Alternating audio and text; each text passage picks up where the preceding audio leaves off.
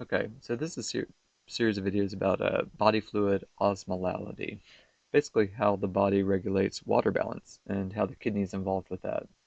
Um, in this first video, we're going to go over a couple of concepts that I think can be kind of difficult, but hopefully we'll shed some light on them.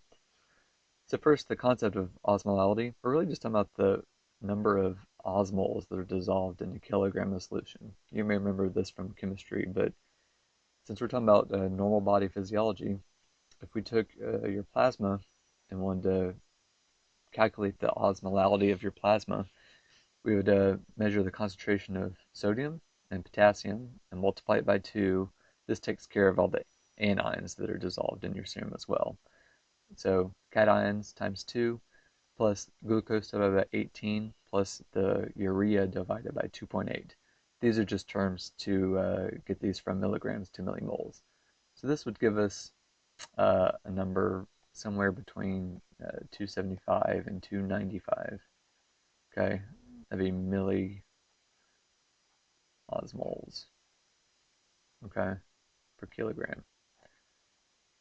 But what actually matters is this concept of tonicity, and that's the number of effective osmoles in a kilogram of solution. And so to illustrate this, we can use urea. So I don't know if you're familiar with urea, but it looks like this.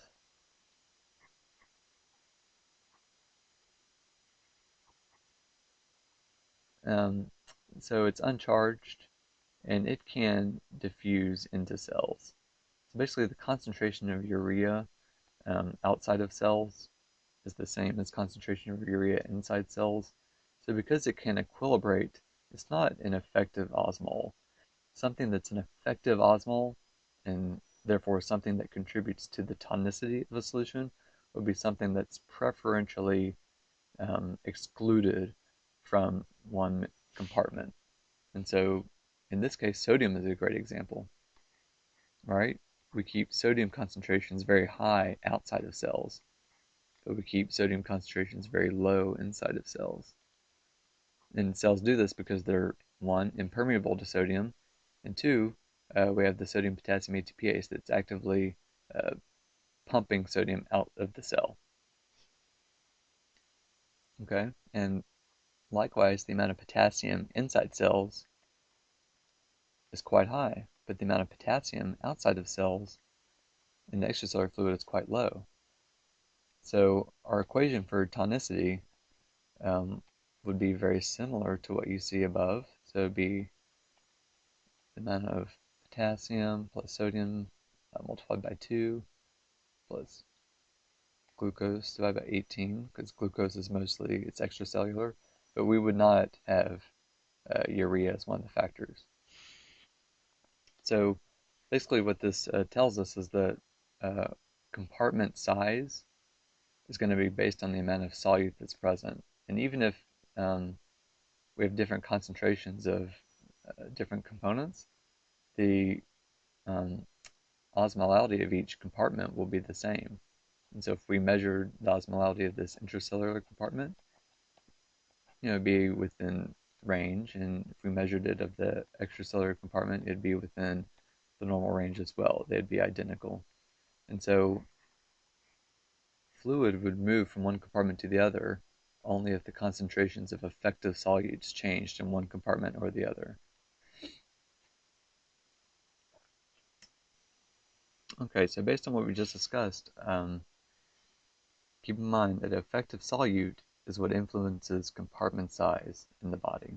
Okay, so to the left up here, we have a healthy cell and a healthy extracellular fluid volume. So you can see that they both have normal osmolalities. This is within the normal range, and so we would say that the solution here is isotonic to the cell. Okay, but what if we took the cell, we took it out and we put it into a hypertonic solution where there's more effective osmoles in the solution than inside the cell? So what would happen? So the cell would actually shrink. So the cell would shrink as water had moved outside of the cell into the hypertonic solution. What happens if, we have this extracellular fluid up here and we diluted it out with a bunch of water and we made it a hypotonic solution down to 200 milliosms per kilogram? If we drop the cell in here, what do you think would happen? So it would actually swell.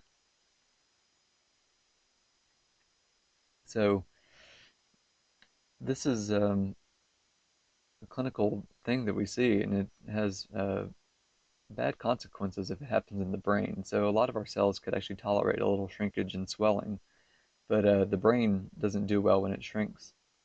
We have a lot of bridging veins that could rupture, and certainly patients could have altered mental status in the setting of cellular shrinkage like that. Cellular swelling can be catastrophic, especially if the brain swells.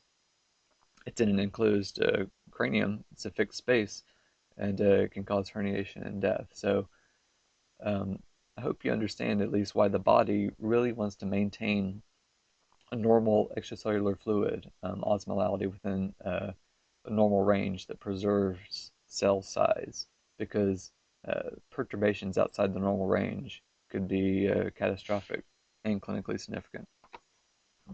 Okay, so here's a phenomenon that you're probably familiar with. Um, Keep in mind, we want to maintain the plasma osm within a normal range, somewhere between 275 and 295.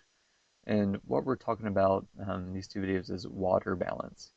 How are we keep water within balance? And I like to think of it just like any other electrolyte. It's in versus out. The amount in has to equal the amount out. If there's any imbalance, then that's when disease results or some abnormality. But if we can stay within balance, then everything will be normal. So let's consider two situations. So let's consider we lost a liter of water. So this is you running on a hot day, sweating with little access to water. So your plasma osm will go up. So there'll be an increase in the plasma osm as you lost water. You didn't, of course you lost some solute, but you lose more water than solute. Okay, so let's say you lost pure water. In response, you know this, you get thirsty, right? And you have this urge to drink water. Also, you know that after you've gone running in the summer in 100-degree weather, you start making concentrated urine. This is your kidneys responding by retaining water, right? On the flip side, let's pretend like we're not running. You're normal, healthy. You've been inside all day. Let's say you drink a liter of water. So suddenly, as your body absorbs all that water, your plasma osm will drop. Okay, and this is all extracellular fluid. The intracellular fluid remained unchanged. So your plasma osm will drop. You will not have that thirst response after drinking water, and you've noticed this. You'll start making dilute urine. Okay, so your urine will look more like water, and this is your kidneys excreting water. Okay, you drink water that you probably didn't really need, and you're getting rid of it. Immediately after drinking water, urine flow goes up, and the urine osm goes down, and this is reflecting water excretion. Okay, so this is the concept of water in equaling water out. If you lose water, you're going to hold on to water by concentrating your urine, and you're going to be stimulated to drink more water.